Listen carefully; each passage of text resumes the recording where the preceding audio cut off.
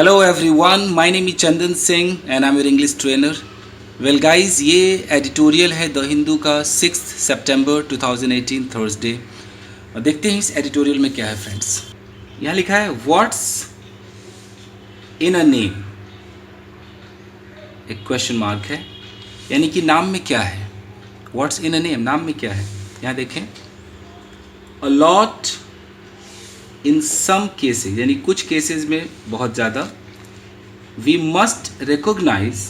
हमें पहचान लेना चाहिए, स्वीकार कर लेना चाहिए that Dalit is an expression. ये दलित जो है एक ऐसा एक्सप्रेशन है, एक ऐसी अभिव्यक्ति है, एक ऐसा हाव भाव है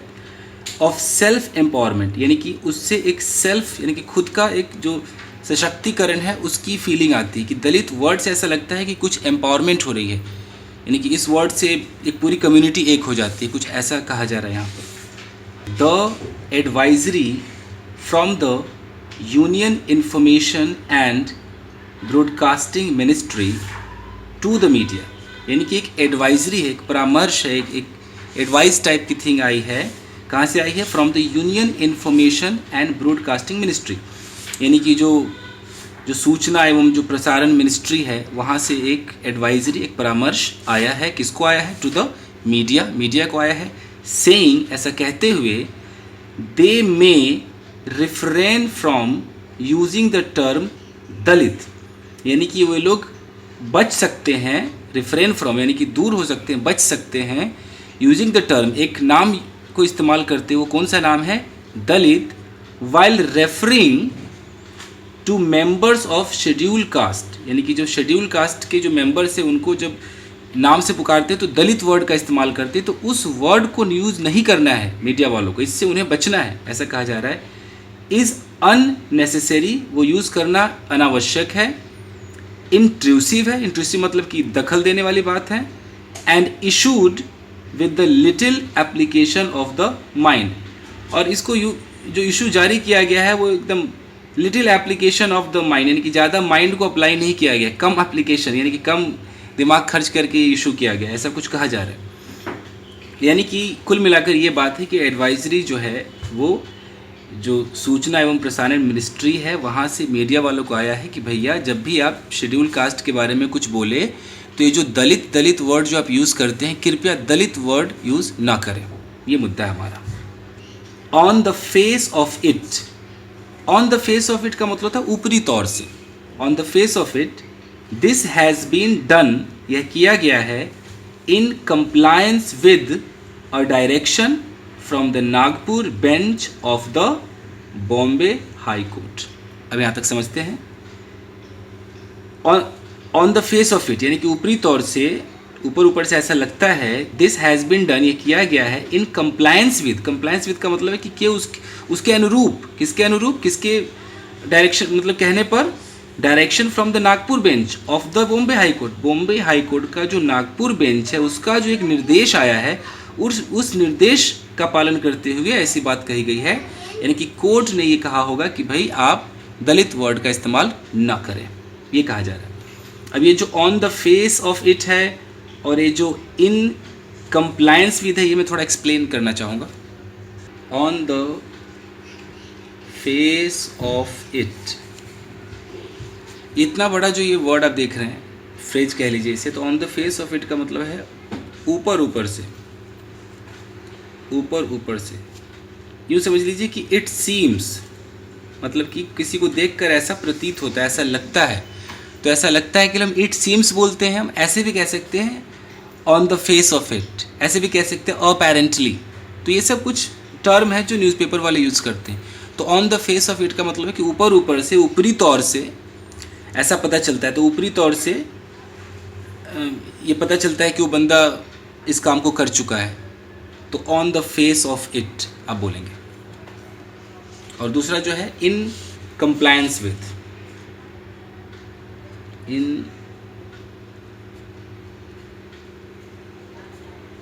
इन कंप्लायंस विद, इसका इस्तेमाल हम तब करते हैं कि अगर कहीं पर कोई, मान लो कोई कानून है, कोई लॉ है, कोई संधि है, कोई ट्रीटी है, दो लोगों में जो एक संधि होता है, या कोई अग्रीमेंट है,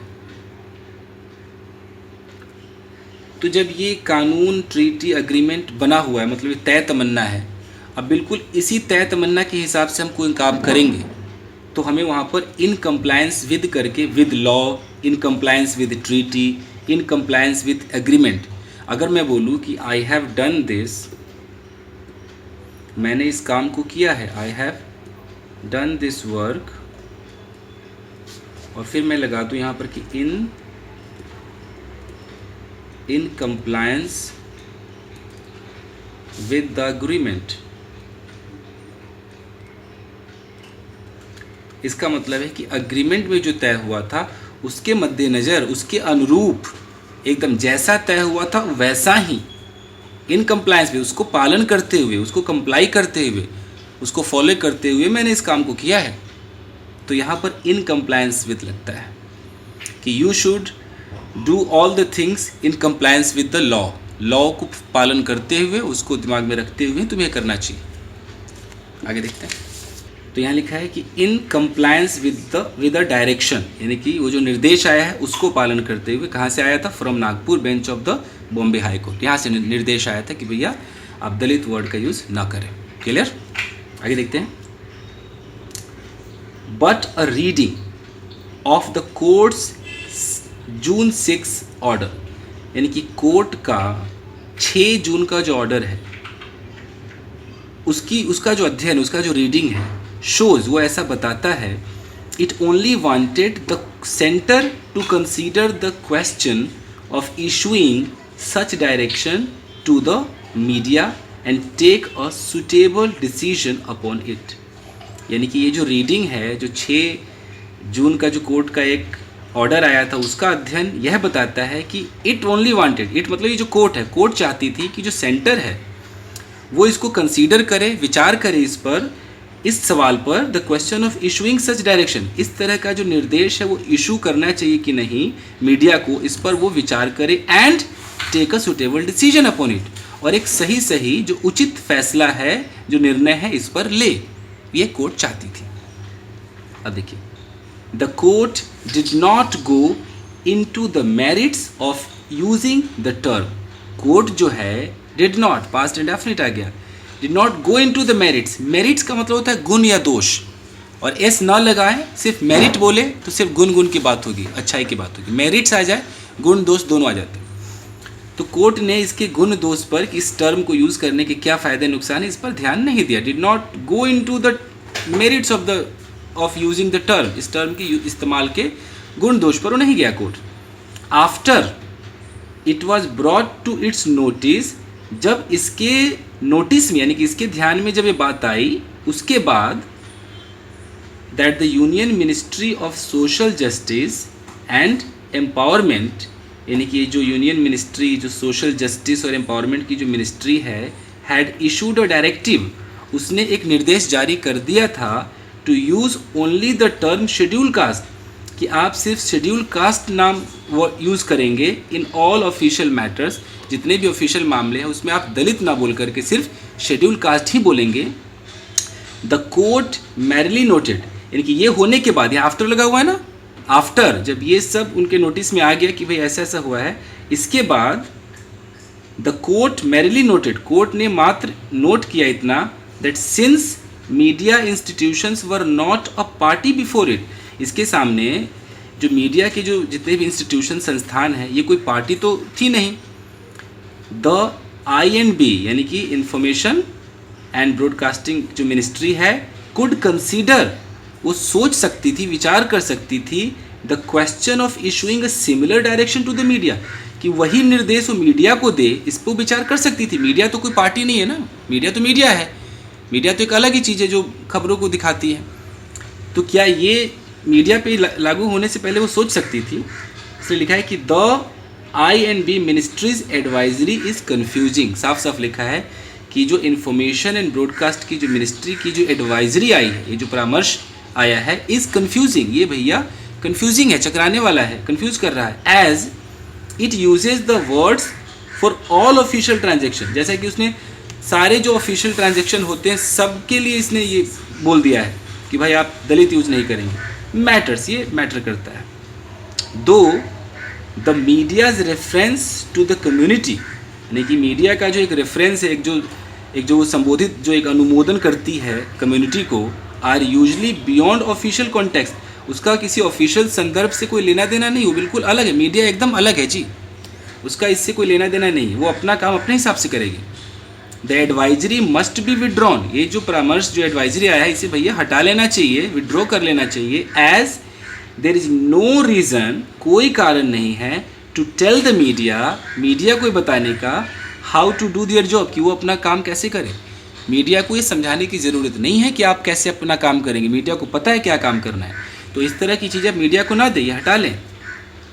even if it is couched in the form of gratuitous advice, भले ही यह एक ग्रेट्यूटस एडवाइस, एक अनावश्यक एडवाइस के रूप में, फॉर्म मतलब रूप में काउच्ड हो, यानी कि काउच मतलब छुपा हुआ हो, कुछ भी हो, मीडिया को समझाने की ज़रूरत नहीं है, ये कहा गया। उसे अपना काम करना आता है। अब देखते हैं, ऑफ कोर्स, यानी कि बेशक, the debate over the appropriateness of using the term Dalit to refer to members of the schedule caste is far from new. ये कह रहा है कि द डिबेट, ये जो बहस चलती आ रही है किस चीज़ पर, ओवर द एप्रोप्रिएटनेस, कि क्या ये उचित है ये दलित वर्ड यूज़ करना to refer to member of the schedule caste. Schedule caste के जो लोग हैं उनको जब संबोधित करेंगे, जब उनका उल्लेख करेंगे, तो दलित वर्ड हम यूज़ करेंगे कि नहीं, ये उचित है कि नहीं। एप्रोप्रिएटनेस मतलब ये औचित्य के ऊपर ये जो डिबेट है, इज़ फार फ्रॉम न्यू, ये भैया नया नहीं है, बहुत पुराना है, बहुत पहले से डिबेट चल रहा है कि दलित हम बोले कि ना बोले। अब इसमें दिखाया गया है कि और डिकेड अगो, डिकेड मतलब 10 साल होता है, एक डिकेड मतलब 10 साल, यानी कि दशक पहले, the national commission for scheduled caste disfavoured the use of Dalit. ये जो national commission of scheduled caste है, इन्होंने डिसफेवर किया, नहीं माना, फेवर में नहीं आया, the use of Dalit, Dalit use के अनफेवर मतलब उसके विपक्ष में चले गए। विच इट फेल्ट, जो कि ऐसा लगा, वॉज अनकॉन्स्टिट्यूशनल, उनको लगा कि जो दलित वर्ड है एक संविधान में तो है ही नहीं, अनकॉन्स्टिट्यूशनल है। दिस इज बिकॉज, इसलिए ऐसा हुआ, because belonging to a schedule caste is a legal status, यानी कि शेड्यूल कास्ट से नाता रखना इज ए लीगल स्टेटस, एक एकदम लीगल, एक कानूनी एक स्टेटस है, conferred on members of the caste, उन कास्ट के सदस्यों को प्रदान किया गया, कन्फर्ड मतलब प्रदान किया गया, नेम्ड जिनका नाम इन अ लिस्ट, उस लिस्ट में नोटिफाई सूचित होता है, बाय द प्रेसिडेंट, प्रेसिडेंट के द्वारा, under article 341 of the constitution, यानी कि आर्टिकल 341 जो संविधान का है, उसमें जो कुछ नाम लिखे गए थे कि भैया ये जो शेड्यूल कास्ट के लोग हैं, मतलब ये जो चीज़ें हैं, इनको हम शेड्यूल कास्ट नामक वर्ड से हम इनको दिखाएंगे कि यहाँ फिर से देखिए, दिस इज़ बिकॉज, ऐसा इसलिए है कि because belonging to a schedule caste, schedule caste से बिलोंग करना इज़ ए लीगल स्टेटस, ये एक लीगल है कि भैया ये जितने लोगों का 341 कॉन्स्टिट्यूशन में जितने लोगों का नाम आया कि ये जो फैमिली होगी इनको वो आपको शेड्यूल कास्ट ही बोलना है, उसमें दलित नाम का कोई वर्ड ही नहीं था।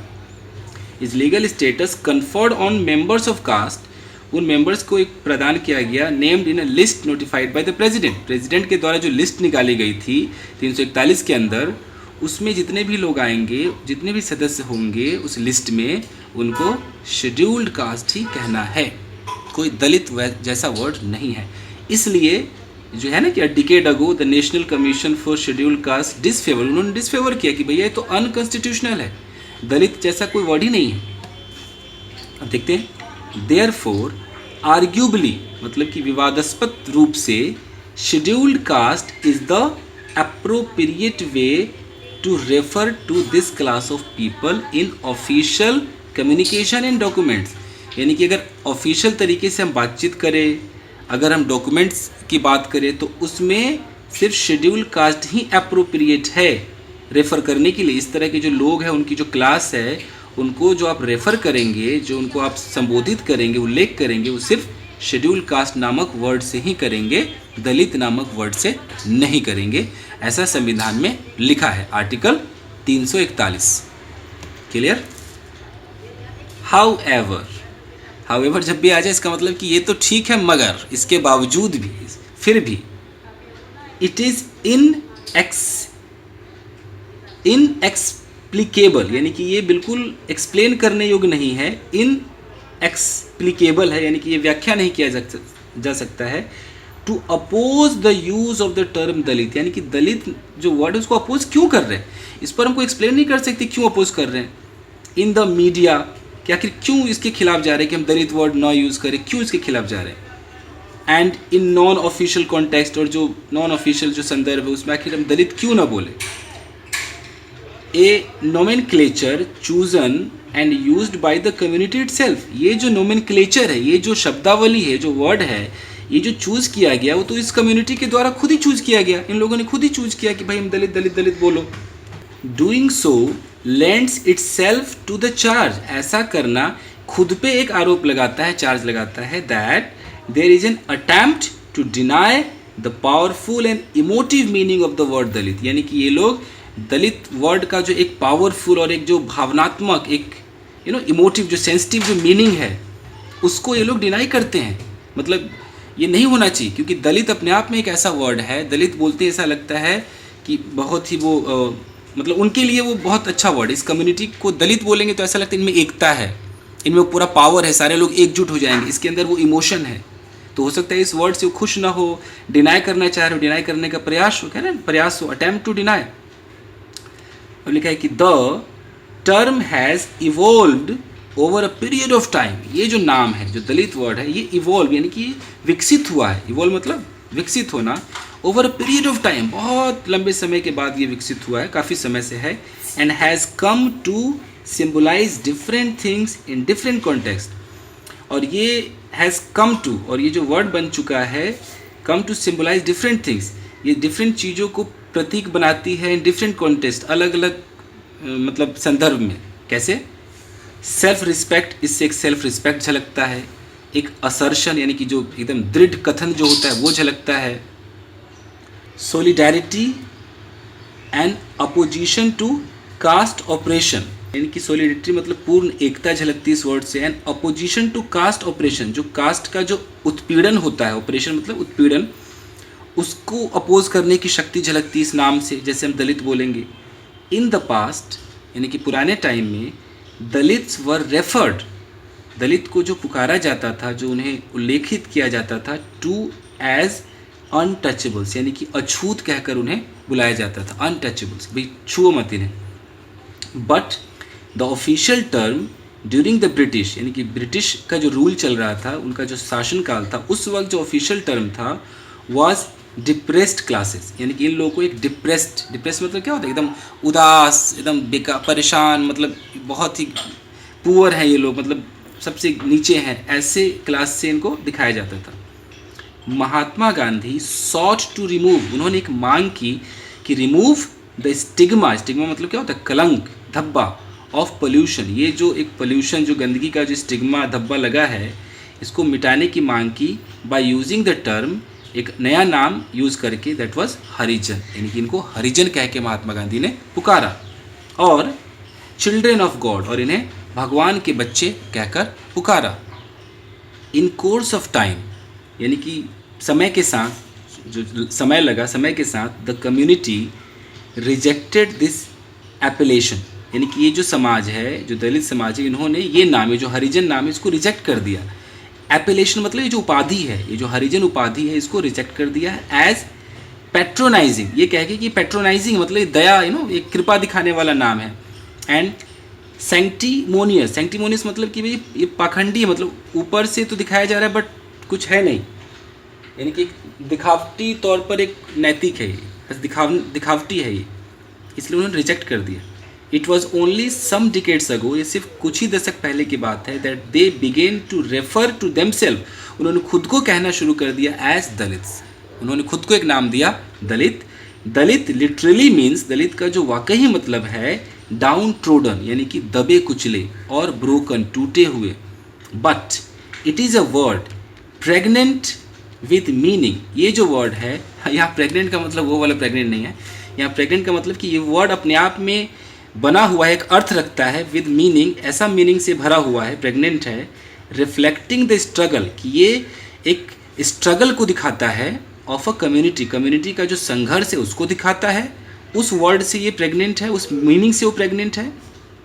ऐसा उसके अंदर ये है कि ये वर्ड आ जाए तो इस वर्ड का मतलब है कि भैया स्ट्रगल को दिखाता है, टू रीअसर्ट इट्स आइडेंटिटी, कि अपनी जो पहचान है उसको दृढ़तापूर्वक सामने रखने को दिखाता है,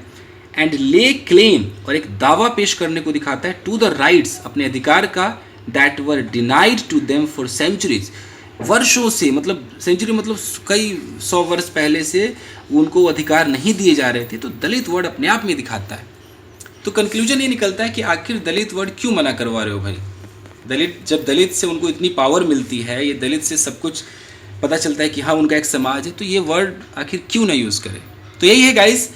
और भी ऐसे वीडियोस लाता रहूँगा मैं, एडिटोरियल समझाता रहूँगा। मेरा काम है हर चीज़ ट्रांसलेट करके आपको बताना। आपको देश दुनिया की खबर होनी चाहिए ताकि आप लिंक करके समझ जाए। जो बिगिनर्स है उनके लिए ये हमेशा बोरिंग ही जाएगा एडिटोरियल, बट मैं बिगिनर्स के लिए भी न्यूज़ लाऊंगा और एडिटोरियल भी पढ़ाता रहूँगा। वेल गाइस, मिलते हैं अगले वीडियो में। Till then take care, keep practising and have fun. Thank you guys.